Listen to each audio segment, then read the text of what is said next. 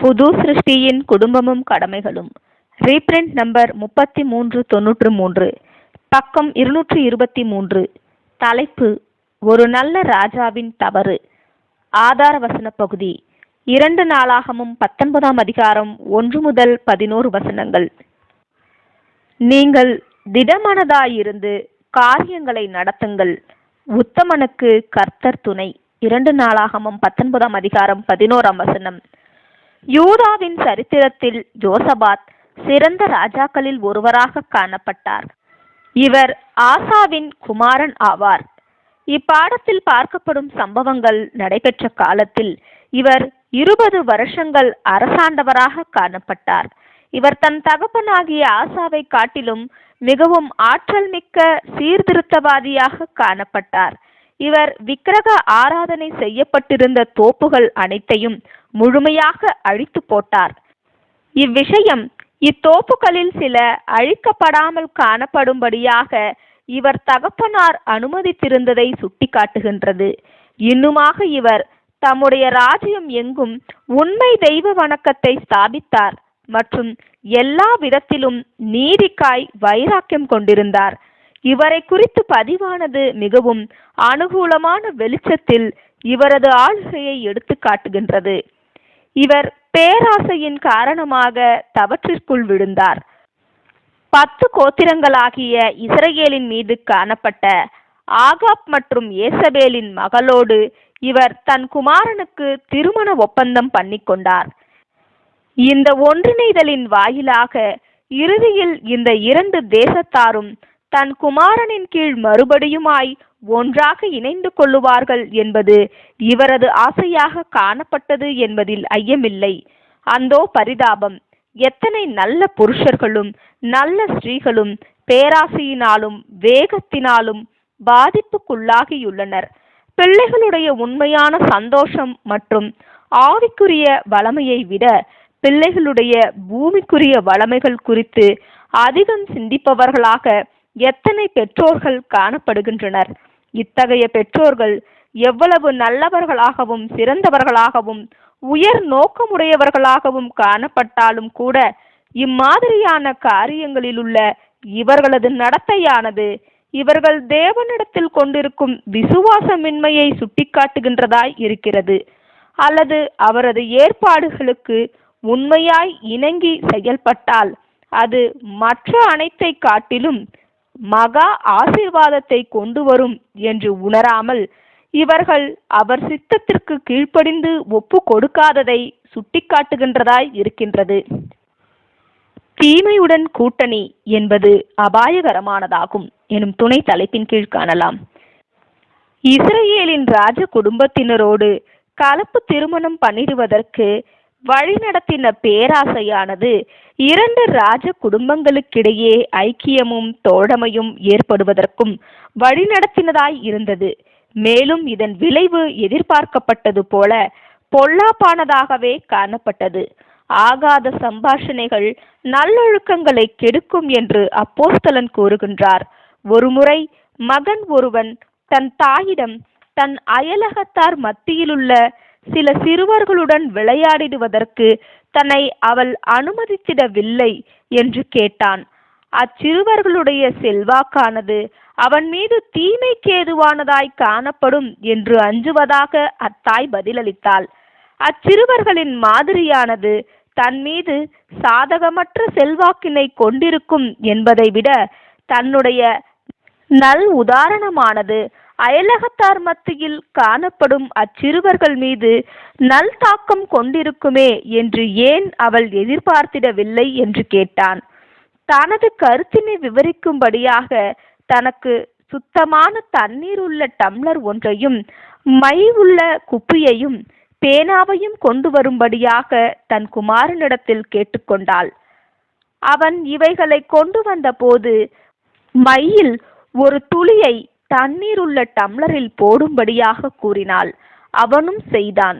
ஒரு துளி மையினால் உண்டாகும் விளைவினை கவனிக்கும்படியாக கூறினாள். பின்னர் ஒரு துளி தண்ணீரை எடுத்து மைக்குப்பியில் போடவும் அதில் எவ்வித மாற்றமும் ஏற்படாததை கவனிக்கவும் கூறினாள். இப்படிப்பினை அருமையானதாகும். தீமையில் சீரழிக்கும் வல்லமையும் நீதியை பொருட்படுத்தாத எதிர்மறையான கீழ்நோக்கிய தன்மையுமே காணப்படுகின்றது. நமக்கான பாடம் என்னவெனில், நாம் உலகத்தால் கரைபடாதபடிக்கு நம்மை நாம் காத்து கொள்ள வேண்டும். இன்னுமாக இப்படி செய்கையில் தேவ வசனத்தினுடைய அறிவுரைகளுக்கு, ஊக்குவித்தல்களுக்கு, கடிந்து கொள்ளுதல்களுக்கு மற்றும் புத்திமதிகளுக்கு நம்மை இசைவாய் கொண்டு வந்திடுவதற்கு தெய்வீக உதவியை நாம் நாடிட வேண்டும் என்பவைகளே ஆகும். பாவத்தின் சிறு புளிப்பினால் ஒட்டுமொத்த சமுதாயத்தினையே பாதித்திட முடியும். பாவமானது விழுந்து போன மனித சுபாவத்தில் சுயமாய் தானாகவே வளர்ந்திடும் ஆற்றல் பெற்றதாகும். ஆனால் இப்படி தானாகவே வளரும் இயல்பினை நீதியானது பெற்றிருப்பதில்லை. இதை நாம் அதிகமாய் உணர்கையில் உலகத்திற்கு அவசியமானதாய் காணப்படும் மாபெரும் சகாயத்திற்காய் நாம் கர்த்தரை ஏறெடுத்து பார்க்கின்றவர்களாயிருப்போம். கர்த்தருடைய ராஜ்யம் வருவதாக என்றும் இந்த ராஜ்யத்தின் வாயிலாக உலகில் நீதி ஸ்தாபிக்கப்படவும் பரலோகத்தில் செய்யப்படுவது போல இறுதியில் பூமியிலும் தெய்வீக சித்தம் செய்யப்படுவதாக என்றும் நாம் அதிகமாக ஜெபம் பண்ணுகிறவர்களாகவும் ஊழியம் பண்ணுகிறவர்களாகவும் காணப்படுவோம். யூதாவின் ராஜாவுக்கும் இஸ்ரேலின் ராஜாவுக்கும் இடையிலான தோழமையின் காரணமாக யூதாவின் ராஜா இஸ்ரேலின் ராஜாவை சந்தித்தார். மற்றும் இம்மாதிரியான தருணத்தில் இஸ்ரேலுக்கு ஒரு காலத்தில் சொந்தமாயிருந்த ஒரு குறிப்பிட்ட பட்டணத்தை சீரியா ராஜாவின் கையிலிருந்து கைப்பற்றிட தான் முயற்சிக்க போவதாக இஸ்ரேலின் ராஜா தெரிவித்தார். மேலும் வெற்றிகரமாய் முடியும் என்று எதிர்பார்க்கப்படுகின்றதான யுத்தத்தில் தன்னோடு கூட யூதாவின் ராஜா வரும்படியாக வேண்டிக் கொண்டான். மரியாதையின் நிமித்தமாகவும் ஆகாப்பின் நட்பை வளர்த்திட வேண்டும் என்ற விருப்பத்தின் நிமித்தமாகவும் யோசபாத் ஒத்துக்கொண்டு அவனோடு யுத்தத்திற்கு போனான். அந்த யுத்தம் மோசமாகி போக யூதாவின் ராஜா எப்படியோ தப்பித்துக் கொள்கின்றார்.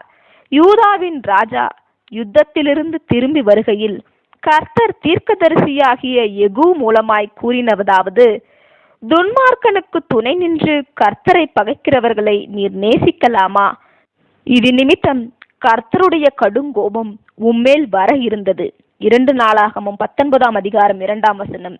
இது தேவனுடன் இசைவில் காணப்படுவது வரையிலும் யூதாவின் ராஜாக்களோடு காணப்படும் என்றும் விசேஷமாய் வாக்களிக்கப்பட்டிருந்த தெய்வீக தயவிற்கான எந்த நிரூபணம் இல்லாமல் அவமானத்தோடே ராஜா திரும்பி வந்ததில் சுட்டிக்காட்டப்படுகின்றது. விட்டு பிரிந்திருங்கள் என்கிறார் ஆண்டவர் எனும் துணை தலைப்பின் கீழ் காணலாம். இந்த முழு காரியமும் கர்த்தருடைய ஜனங்களுக்கு ஒரு முக்கியமான பாடத்தை கற்றுக் கொடுக்கின்றது. அதென்னவெனில், எல்லா காரியங்களில் முதலாவதாக கர்த்தருடைய சித்தத்தை நாடுவதும் நம் காரியங்கள் மற்றும் நலனுக்கடுத்த விஷயங்களை அவர் வழிநடத்திடும்படியாக விட்டுவிடுவதும் நமது காரியமாகும். துன்மார்க்கனுடன் ஒன்றிணைவதற்கு எதிராய் நாம் விசேஷமாய் விழிப்புள்ளவர்களாய் இருக்க வேண்டும். அவர்களுக்கும் நமக்கும் நம் குடும்பங்களுக்கும் இடையில் ஐக்கியங்கள், விவாக ஒப்பந்தங்கள் முதலானவைகள் ஏற்படுவதற்கு எதிராய் நாம் விழிப்புள்ளவர்களாய் இருக்க வேண்டும். யூதாவின் ராஜாக்களில் சிறந்தவர்களாய் இருப்பவர்களில் ஒருவர் இப்படியான தவறு செய்துவிட்டாரே என்று மிக அதிகமாய் எண்ணிக்கொண்டிருக்க வேண்டாம். ஆனாலும் ராஜரீக ஆசாரிய கூட்டத்தின் அங்கத்தினர்கள், பரிசுத்த ஆவியினால் ஜெனிப்பிக்கப்பட்டவர்கள், கர்த்தரிடத்திலுள்ள அவர்களது உறவின் விஷயத்திலும் தங்களுடைய மற்றும் தங்கள் பிள்ளைகளின் காரியங்களிலும் உள்ள பொறுப்பின் விஷயத்திலும் மிகவும் அலட்சியம் கொண்டிருந்தது. ஏதேனும் விதத்தில் யோசபாத்தின் நடக்கையை பின்பற்றிடுவார்களானால் அதை குறித்தே நாம் ஆச்சரியப்பட வேண்டும்.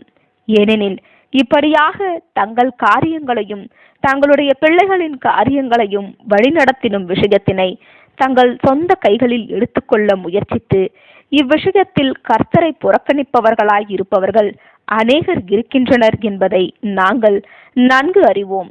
நாம் கிருபையிலும் அறிவிலும் வளர்கையில் சில சமயங்களில் நம்முடைய தவறுகள் வாயிலாக நாம் சிலவற்றை கற்றுக்கொள்கின்றோம். நாம் தவறுகளிலிருந்து அதிகமாய் விடுதலையடைந்து அதிகமாய் கர்த்தருக்கு பிரியமாகிட வேண்டும். ஆமேன்.